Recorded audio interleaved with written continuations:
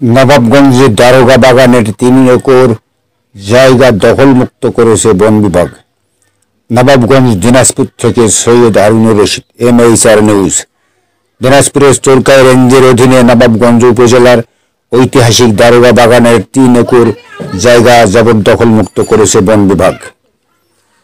শুক্রবার ২৫ এপ্রিল দুপুরে উপজেলার ভাদুরিয়া বিটির মাহমুদপুর মৌজায় বিরামপুর চরকাই রেঞ্জ কর্মকর্তার নির্দেশনায় ঐতিহাসিক দারোগা বাগানের ওই জায়গায় অভিযান পরিচালনা করে ভাদুরিয়া বিট কর্মকর্তা এরশাদ আলী জবরদখল মুক্ত করেন প্রায় ৩ একর জায়গা।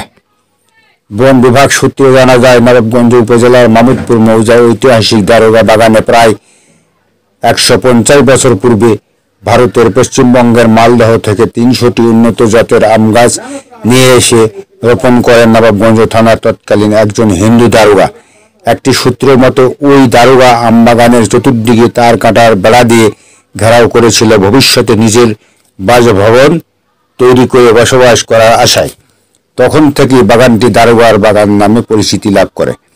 সাম্প্রতিককালে একটি চক্র প্রভাব খাটিয়ে ৩ একর জায়গা জবরদখল করে কলার বাগান করে আজকে সেখানে অভিযান চালিয়ে জবরদখল মুক্ত করেন বন বিভাগীয় লোকজন। এ বিষয়ে ভাদুরিয়া বিট কর্মকর্তা এরশাদ আলী বিষয়টি নিশ্চিত করে বলেন, একটি চক্র দারোগা বাগানের ৩ একর জায়গা জবরদখল করে সেখানে কলার বাগান করেছিলেন। সেখানে উচ্ছেদ অভিযান চালিয়ে ওই বেদখল করা জায়গা মুক্ত করা হয়েছে। বনের বেদখলীয় জায়গা উদ্ধার করতে এ ধরনের অভিযান অব্যাহত থাকবে।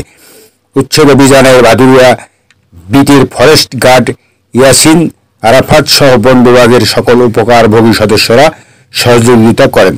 দখলমুক্ত এসব জায়গায় বরাদ্দ সাপেক্ষে সামাজিক বনায়ন প্রজেক্টের মাধ্যমে বিভিন্ন প্রজাতির দেশি গাছ লাগানো হবে।